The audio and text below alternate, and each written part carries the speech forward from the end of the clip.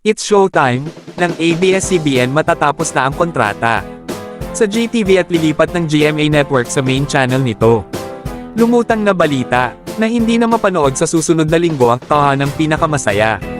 Matapos sabay-sabay na magbaw ng mga hosts nito, na pinangunahan ni Paulo Contis at Isko Moreno sa pagtatapos ng programa nitong March 2. Sa credit scene ay napanood sina Paulo at Isko na nagpasalamat sa mga kapusong napasaya nila at ng Itbulaga ng TVJ noong nasa GMA Network pa ito.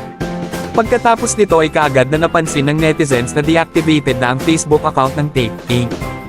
Ang producer ng programa, ayon sa legal counsel ng Tape, na si Attorney Maggie Abraham Garduque, maglalabas ng joint statement ang GMA7 at Tape sa Lunes, March 4.